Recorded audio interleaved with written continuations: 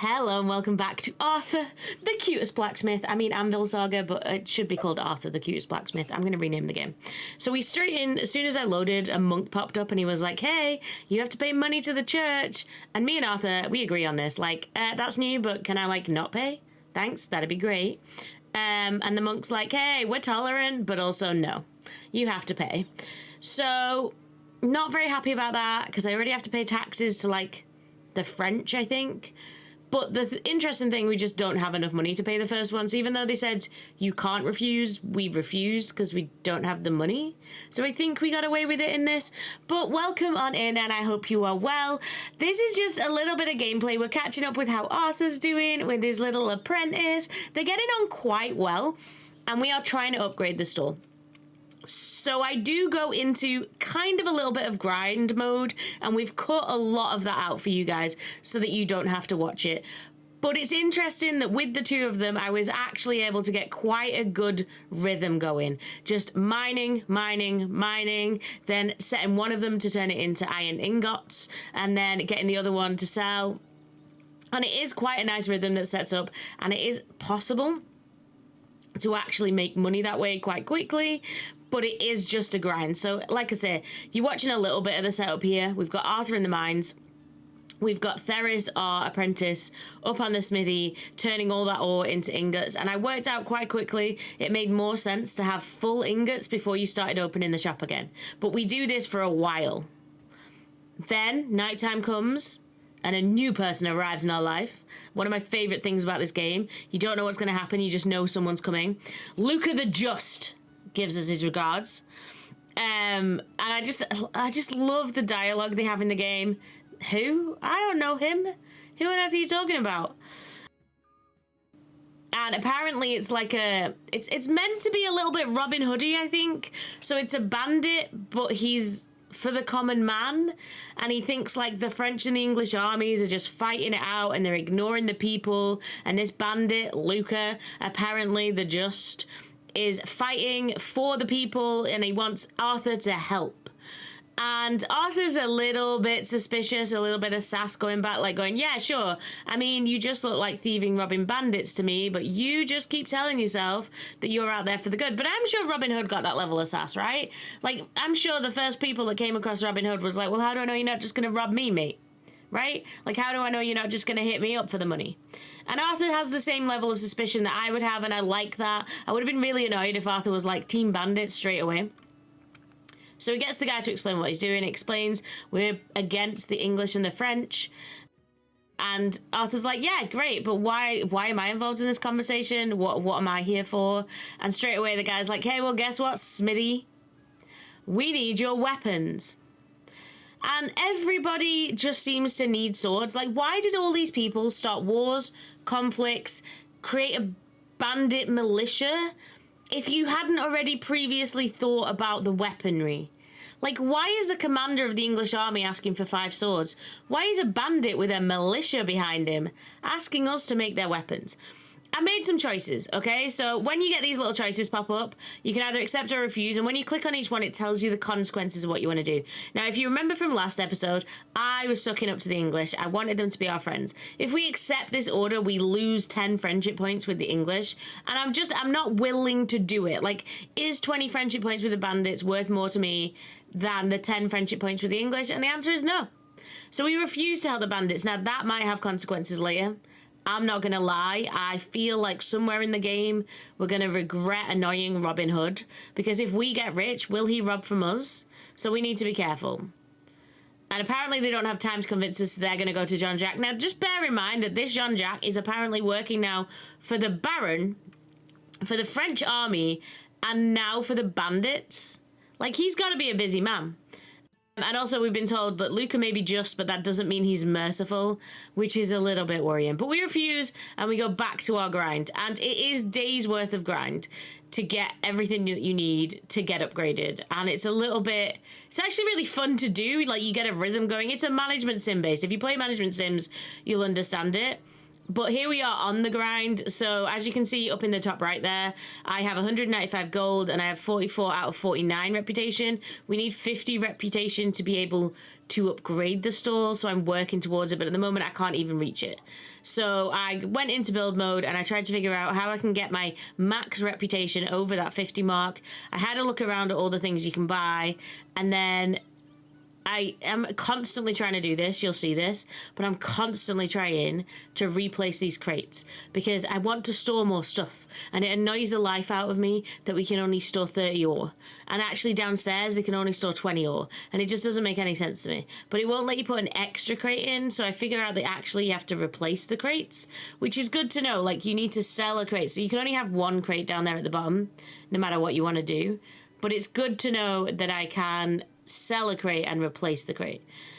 And here I'm trying to find things for prestige because I've kind of forgotten that actually the prestige is all decoration based for reputation. So I have a look around at what it is I can upgrade, but most things have already been upgraded.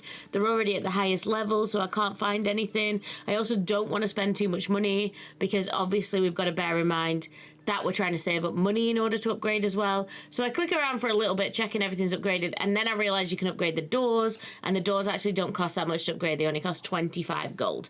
So that's what we do. We upgrade a door, and now our maximum reputation is 51. That means we can get it up to 50, hopefully get the gold. So again, back to like grind mode. We're on pretty fast speed here to play through, and we have the same system going up. So at the moment, the shop is closed while they refill all their resources. And then as soon as we get enough resources that I think it's reasonable to open the shop, then that's what I do. I open the shop, and then I start to make the gold and the reputation. So as you can see at the top right, we are getting quite a lot there. He's turned 15 ingots. He's going to have quite a lot of stuff going on. But also you have to bear in mind that they are all really tired all the time. So Arthur's really tired. So we send Arthur up to bed. We've still got Theris. We open back the shop because Theris has nearly got a full stock of ingots. And we just wait a little while for customers to come to the shop, and then we can start making some gold. We accept all of their offers.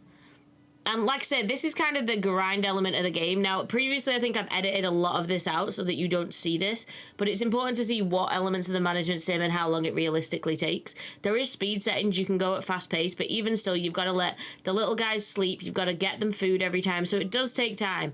We are still in the same day, though, so most of this is played through from day 10 to day 11, so it's like 24 hours in game time to get us back up to 200 gold and to 50 reputation just by doing like the speed, move my move, go for it playthrough.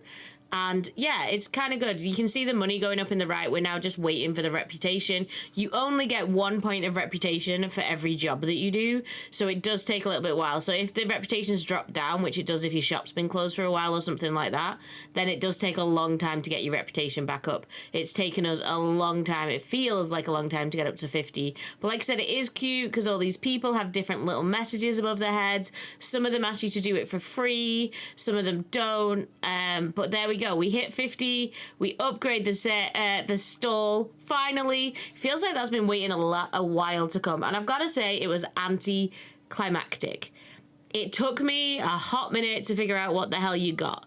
But one of the things you did get is you can now store more ingots in your shop. So you can now store 30, which is good. It took me a little while to notice that. And then also, if you go into the shop and you're trying to buy stuff, we now have access to better furniture. So we can get a better bed, so they will obviously sleep and recover quicker. You can also get better furniture. We can get a better chest for them, which again, I was just saying, I'm constantly trying to get a better chest. You can get a better table, a bookshelf, and then there's this new thing, a grindstone, that you can unlock a new type of order, which looks quite exciting, but we can't afford any of this stuff yet. So once again, all the new stuff's there, but we're skint because we've just given the lovely people 200 gold to upgrade our stall. So we got back to the grind and we've managed to get a little bit of money, and it's just really constant. It's grinding. I keep calling it a grind. I have to be honest with you, this entire video is 30 minutes of me playing the game. 30 minutes. So it's not, when I say grind, let's not take this too seriously. It did not take that long once really going for it to get the gold and to get the reputation. it took probably, including the previous video, maybe like an hour's worth of straight out gameplay, if that's what you're focusing on. And it doesn't feel like a grind because there's actually lots of fun little elements to it. Like, I like it when the bandits visit. I like it when the monk stops by and is like, hey, dude, you're going to have to give us money. And Arthur's all sassy. And you're constantly kind of waiting for the next little scene and moment like that because you know they're going to come. And that does make the game quite a lot of fun because as well as working towards these goals of like, I want this much money so I can buy this thing, I want this much money so I can buy this thing, it does kind of fill you with a little bit of happiness and joy because you're like, ooh, wait, who's going to pop up next? And there is just some interesting characters. We've already seen, we had Dracula / Mysterious Count, we had the eccentric captain, aka Jack Sparrow, and it's just fun to think about who the hell's going to pop up next. At this point, I realised that I had enough to get the smithy, to get the grinding stone in the smithy, but the problem is I can't put it anywhere, and it's at this point that I realise, oh, I think I'm going to need a whole new room. So I decide that we're going to build ourselves a whole new room up here over the kitchen, which is quite exciting. And I realize that, yeah, well, that's what we're going to need to do. And I click, and then you get to choose the roof. We've seen this before. You get to choose the roof type, and you can also choose the wall type in the game, like whether it's a full walled, whether it's got the little window like the other room does. And I pop that up there. So we are building a new room so that we can fit the grindstone in. Does take a little bit of time and, like I say, a little bit of money, but that is logical with a game like this. It's a management sim. You would expect it to have all these kind of requirements and like that you're constantly going to be unlocking new things when you earn the money. So it is a little bit like, okay, we've just paid for that, back to doing what we were doing. But you do get into a rhythm, like I said, especially when there's two of them. It's actually quite easy to do and you get used to it. You see the little builder pop up there? How cute is he? So the little builder pops up. He's hanging out in the little room over there. It's very, very cute. We've still got the shop open, so we're doing jobs. We're trying to earn ourselves some money. And we're just basically chilling out until the new room gets built. And we're going to have to try and get 125 again to be able to afford the grindstone. And yeah, just waiting for people to pop up. And what I always love as well is you can see people coming. Like, you can see that English knight. You know that's not a regular customer. So the English soldier pops up. Greetings, blacksmith. Lord Montgomery personally sent me to express gratitude in the name of the English crown. Why, thank you. I appreciate you. And Arthur's like, oh, so you won? We're in England now? Like, where are we again? I've forgotten. And I just love Arthur for that. Like, wait, England won? And he's like, yeah, we won. The territorial disputes still need to be resolved, but these damn Frenchmen got what they had coming. Your swords really chopped them up good. I'm pretty sure we gave them 5 swords and 5 shields. So if that was enough to take down the French army, then I'm just gonna say maybe the right side was chosen. But go England, go English team. We did win, apparently. And they tell us that the fair this year is going to be in celebration of the victory, and we will be an honorary guest at the fair because we chose Team England. So we are going to get to party at the fair for choosing Team England. And obviously Arthur's happy about it, and Arthur's hoping that's the end and the war's going to be over and everything's going to work out well. But sadly the soldier's like, oh, that would be great, right? But yeah, no, the French actually don't want to give up their homelands. So maybe don't relax too much because I have a feeling we'll be back, which kind of sets you up to keep playing the game because if the war was over this quickly into the game, you'd be a bit worried. But here's what we have the problem. Look, the apprentice. Monsieur Arthur, we have to talk. My conscience won't let me continue working here. This is no longer my homeland. I'm leaving. Our apprentice is leaving us. Monsieur Arthur, we have to talk. You might be right, but I can't ignore what my heart's telling me. Farewell. God willing, we'll meet again. Like, this was not the intended plan, guys. We weren't supposed to lose our apprentice. This whole time, I had a 2-man setup. It was going so unbelievably well. Arthur's now asleep. His apprentice is just leaving. I don't even know what to do anymore. Like, I closed the shop because I'm like, I can't cope. Arthur's grieving the loss of his apprentice. What is Arthur going to do? That is the question. And the only way to find out is to stick around and then watch next episode because we are going to end it here. Hope you enjoyed it and see you soon.